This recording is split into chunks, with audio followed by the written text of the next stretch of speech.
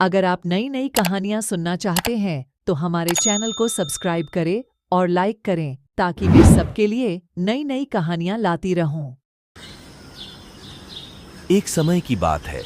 एक प्राचीन गांव था जिसका नाम था खानपुर। चारों तरफ से घने जंगलों से घिरा हुआ था और उसकी प्राकृतिक सुंदरता के बावजूद वहां एक भयानक रहस्य छिपा हुआ था जो लोगों के मन में भय पैदा करता था। यह रहस्य था एक भूतनी की कहानी जिसने गांव के हर कोने में खलबली मचा रखी थी। गांव के बुजुर्गों के अनुसार यह भूतनी बहुत समय पहले गांव में एक लड़की थी जिसका नाम था छाया था। छाया एक सुंदर, हंसमुख और संवेदनशील लड़की थी। उसकी शादी गांव के सबसे प्रतिष्ठित परिवार में तय हुई थी, लेकिन एक दुष्ट ताकत ने उसकी खुशियों को तबाह कर दिया। उसकी शादी के ठीक एक दिन पहले छाया की रहस्यमयी तरीके से मौत हो गई। उसके बाद से ही गांव में अजीब और भयानक घटनाएं होने लगीं।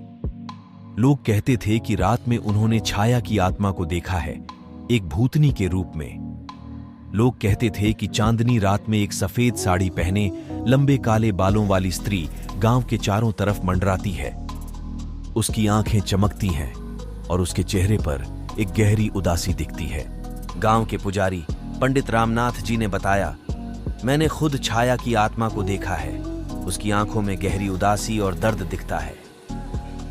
गांव के कुछ साहसी युवकों ने एक बार उस आत्मा से मिलकर सच्चाई जानने की ठानी।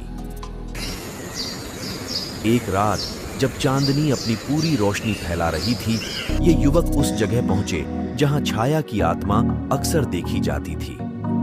वे उस जगह पहुंचे और आवाज दी, छाया, हमें बताओ, तुम क्या चाहती हो? अचानक ही छाया की आत्मा प्रकट हुई। उसकी आंखों में आंसू थे और उसने कहा, मेरी आत्मा को शांति नहीं मिली है, मुझे न्याय चाहिए। युवकों ने हिम्मत करके पूछा, हमें बताओ, हम क्या कर सकते हैं ताकि तुम्हारी आत्मा को शांति मिले?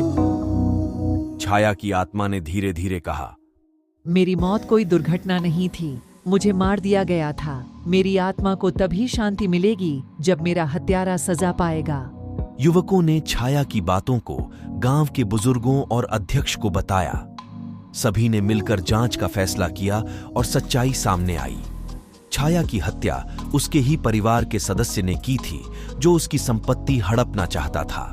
गांव वालों ने पुलिस को सारी हकीकत बताई और हत्यारे को गिरफ्तार कराया गया।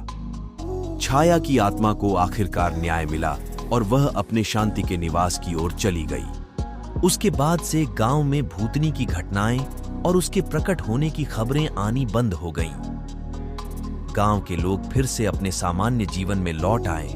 इस प्रकार भूतनी की कहानी ने लोगों को सत्य और न्याय की शक्ति दिखाई। छाया की आत्मा को उसका हक मिला और गांव फिर से सुख शांतिपूर्ण बन गया।